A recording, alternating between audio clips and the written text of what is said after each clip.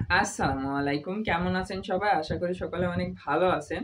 তো আজকের ভিডিওতে আমরা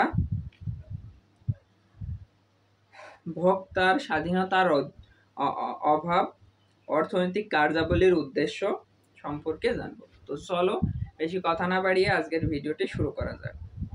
সমাজতান্ত্রিক অর্থব্যবস্থায় উৎপাদনে যেসব উৎপাদক বিষয়ক সিদ্ধান্ত গ্রহণের স্বাধীনতা নেই, তেমনি ভোগকারের নিজ ইচ্ছামতন দ্রব্য সামগ্রী ভোগের সুযোগ নেই। উৎপাদক সরকার নির্ধারিত দ্রব্য সামগ্রী উৎপাদন করে ভোগ অধিকার যেগুলো প্রয়োজন মতো ক্রয় ও ভোগ করে, তবে সামাজিকভাবে প্রয়োজনীয় দ্রব্যাবলী নির্বাচন ও ক্রয়ের ব্যাপারে ভোক্তার স্বাধীনতা রয়েছে।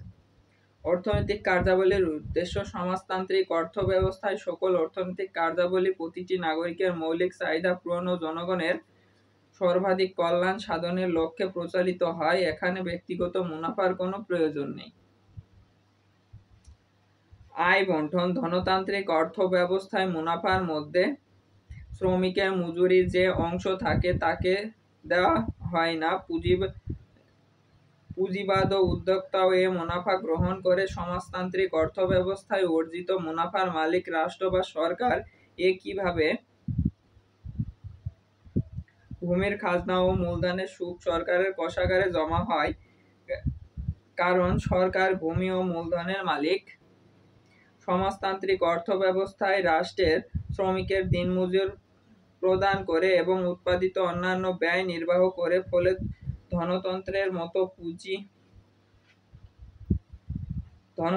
মতো কর্তৃক শ্রমিকের বঞ্চিত করার সুযোগ থাকে না। এখানে শ্রমিকের দিনমজুর প্রদানের মূলনীতি হচ্ছে প্রত্যেক তার যোগ্যতা অনুযায়ী কাজ পাবে এবং কাজ অনুযায়ী পারিশ্রমিক পাবে। এই অবস্থায় বেকারত্ব থাকে না, কারণ রাষ্ট্রের প্রত্যেক সামর্থ্য অনুযায়ী কাজের ব্যবস্থা করে দেয়। সকলের আয় এক নয়। তো এই ছিল আমাদের আজকের ভিডিওটি কেমন লাগছে অবশ্যই কমেন্ট বক্সে জানাবেন। ভালো লাগলে একটা লাইক দিবেন।